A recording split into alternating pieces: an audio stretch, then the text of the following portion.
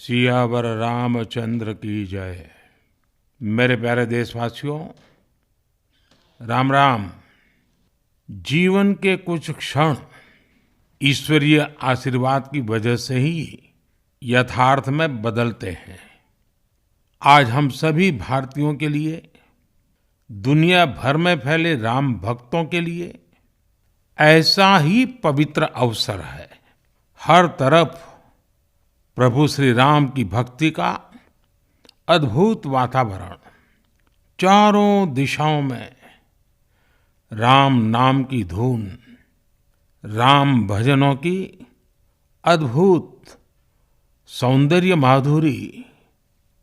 हर किसी को इंतजार है 22 जनवरी का, उस ऐतिहासिक पवित्र पल का।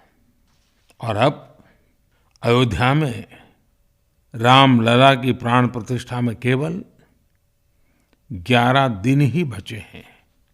मेरा सौभाग्य है कि मुझे भी इस पुण्य अवसर का साक्षी बनने का अवसर मिल रहा है। ये मेरे लिए कल्पनातीत अनुभूतियों का समय है। मैं भावुक हूँ, भाव विह्वल हूँ। मैं पहली बार जीवन में इस तरह के मनोभाव से गुजर रहा हूँ। मैं एक अलग ही भाव भक्ति की अनुभूति कर रहा हूँ। मेरे अंतर मन की ये भाव यात्रा मेरे लिए अभिव्यक्ति का नहीं, अनुभूति का अवसर है।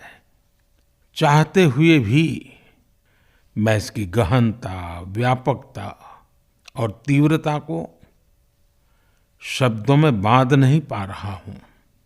आप भी भली भांति मेरी स्थिति समझ सकते हैं। जिस स्वप्न को अनेकों पीढ़ियों ने वर्षों तक एक संकल्प की तरह अपने हृदय में जिया, मुझे उसकी सिद्धि के समय उपस्थित होने का सौभाग्य मिला है। प्रभु ने मुझे सभी भारतवासियों का प्रतिनिधित्व करने का निमित्त बनाया है। निमित्त मात्रम भव सव्यसाचिन। ये एक बहुत बड़ी जिम्मेदारी है। जैसा हमारे शास्त्रों में भी कहा गया है, हमें ईश्वर के यज्ञ के लिए, आराधना के लिए स्वयं में भी दैवीय चेतना जागृत करनी होती है।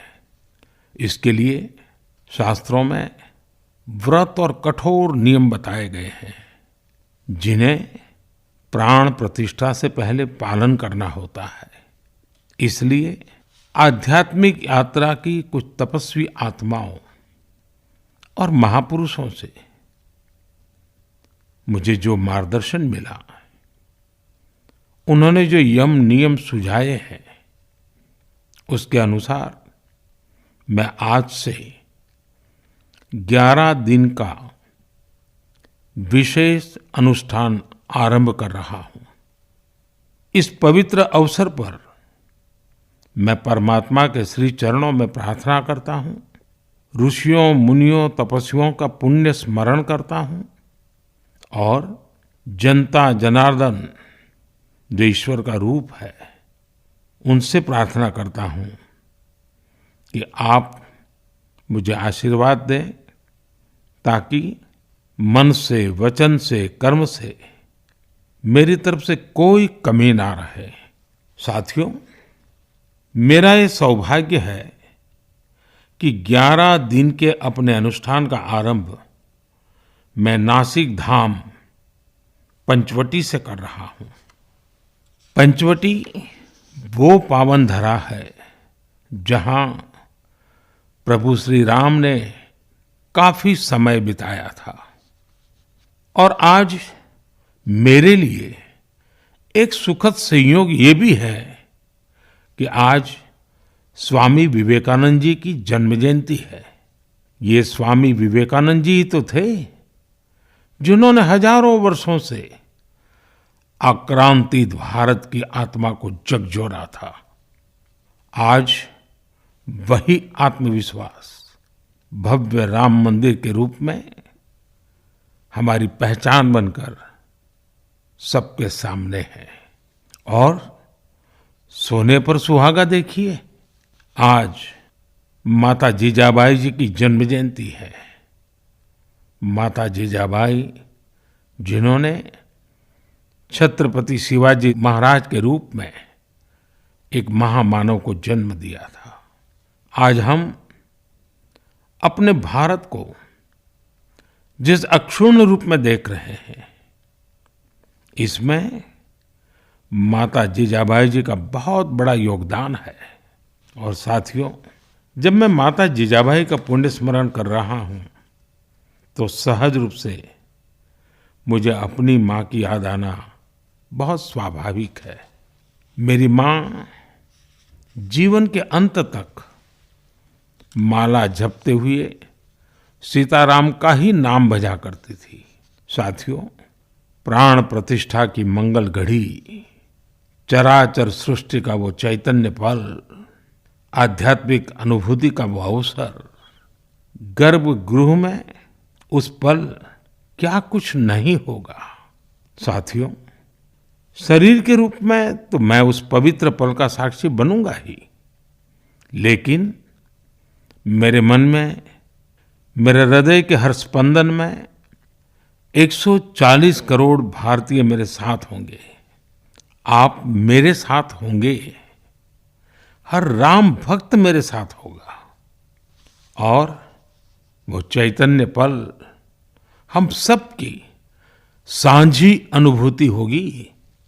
मैं अपने साथ राम मंदिर के लिए अपने जीवन को समर्पित करने वाले अनगिनत व्यक्तित्वों की प्रेरणा लेकर जाऊंगा।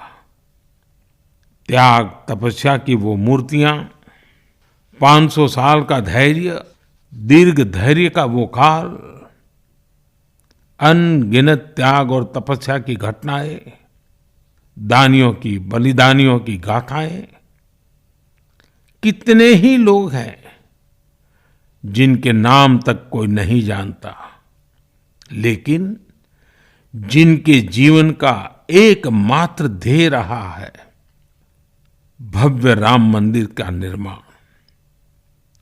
ऐसे असंख्य लोगों की स्मृतियां मेरे साथ होगी। जब 140 करोड़ देशवासी उस पल में मन से मेरे साथ जुड़ जाएंगे और जब मैं आपकी ऊर्जा को साथ लेकर गर्भगृह में प्रवेश करूंगा तो मुझे भी एहसास होगा कि मैं अकेला नहीं, आप सब भी मेरे साथ हैं। साथियों, ये 11 दिन व्यक्तिगत रूप से मेरे यम नियम तो है ही, लेकिन मेरे भाव विश्व में आप सब समाहित है। मेरी प्रार्थना है कि आप भी मन से मेरे साथ जुड़े रहें। रामलला के चरणों में मैं आपके भावों को भी उसी भाव से अर्पित करूंगा जो भाव मेरे भीतर उमड़ रहे हैं। साथियों, हम सब इस सत्य को जानते हैं कि ईश्वर निराकार है, लेकिन ईश्वर साकार रूप में भी हमारी आध्यात्मिक यात्रा को बल देते हैं। जनता जनार्दन में ईश्वर का रूप होता है, ये मैंने साक्षात देखा है, महसूस किया है। लेकिन जब ईश्वर रूपी वही जनता शब्दों में अपनी भावनाएं प्रकट करती है, आशीर्वाद देती है, तो मुझ में भी नई ऊर्जा का संचार होता है। आज मुझे आपके आशीर्वाद की आवश्यकता है, इसलिए मेरी प्रार्थना है कि शब्दों में, लिखित में अपनी भावनाएं जरूर प्रकट करें, मुझे आशीर्वाद जरूर दें। आपके आशीर्वाद का एक एक शब्द मेरे लिए शब्द नहीं, मंत्र है। मंत्र की शक्ति के तौर पर वो अवश्य काम करेगा। आप अपने शब्दों को, अपने भावों को नमो ऐप के माध्यम से सीधे मुझ तक पहुंचा सकते हैं। आइए हम सब प्रभु श्री राम की भक्ति में डूब जाएं।